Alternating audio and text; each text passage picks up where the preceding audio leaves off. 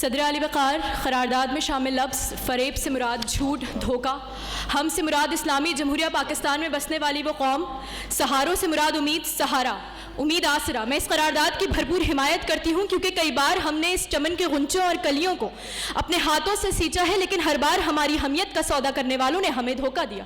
کسی نے ہم سے کہا آؤ سب سے پہلے پاکستان کا نعرہ لگاتے ہیں، ہم نے کہا لبیک۔ کسی نے کہا آؤ قرض اتارے، ملک سنوارے، ہم نے کہا لبیک۔ لیکن صدر علی وقار، یہ قوم جن سہاروں کی متلاشی تھی، ان سہاروں نے ان کے منہ پر تماچے رسید کر کے انہیں یہ احساس دلایا کہ تم نے فریب کھایا ہے۔ تو پھر صدر علی وقار چلیے میرے ساتھ اور دیکھیے کس نے کس مقام پر کس سے دھوکہ کھایا ہے۔ پینشن کی لائن میں 36 گھنٹے کھڑے رہ کر اپنی زندگی کی بازی ہار جانے والوں نے فریب کھایا ہے۔ حکومتی اداروں سے بھتہ نہ دینے کے جرم میں فیکٹری میں زندہ جلا دیے جانے والوں نے فریب کھایا ہے۔ انسانیت کے علم برداروں سے 6 گھنٹے تک مسلسل فوارہ چوک پر تڑپتے رہنے والے شاہد بروہی نے فریب کھایا ہے۔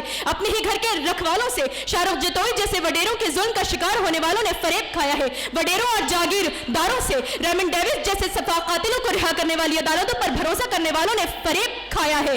انصاف کے ٹھیکیداروں سے اپنے کندھوں پر اپنے حکمرانوں کے عالمی دوروں کے بوجھ اٹھانے والوں نے فریب کھایا ہے۔ ٹیکس وصول کرنے والے اداروں سے اپنے بچوں کے گلے میں برائے فروخت کا بورڈ لگانے والوں نے فریب کھایا ہے۔ روٹی کپڑا اور مکان کے نعرہ لگانے والوں سے تو پھر مجھے یہ کہہ لینے دیجئے کہ فریب کھایا ہم نے غلط سہاروں کا۔ صدر علی وقار، یہ فریب نہیں تو اور کیا ہے؟ یہ غیرت کے سودے ہی تو ہیں، یہ حمیت فروشی ہی تو ہے، جہاں اس قوم کو فریب دینے کے لیے سہارے خرید لیے جاتے ہیں۔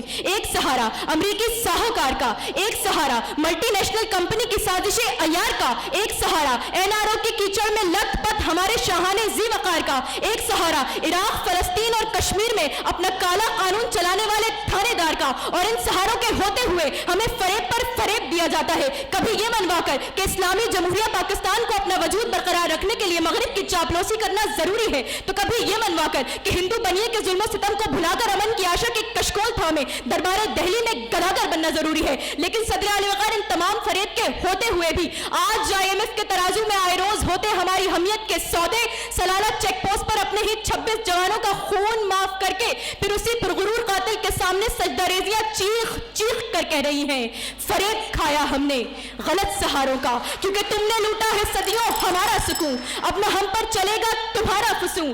چارہ گر میں تمہیں کس طرح سے کہوں، تم نہیں چارہ گر، کوئی مانے مگر میں نہیں مانتا، میں نہیں مانگتا۔ میں اپنے مخالفین سے کہتی ہوں کہ یہاں آ کر قرارداد میں شامل لفظ غلط سہاروں کی بات کریں، صحیح سہاروں کی نہیں۔ صحیح سہارے ہمارے والدین ہیں، افواج ہیں، ڈاکٹرز اور انجینئرز ہیں، لیکن یہاں قرارداد ہے فریب کھایا ہم نے غلط سہاروں کا، تو غلط سہاروں کی بات کی جائے کہ ہاں فریب کھایا ہم نے غلط سہاروں کا۔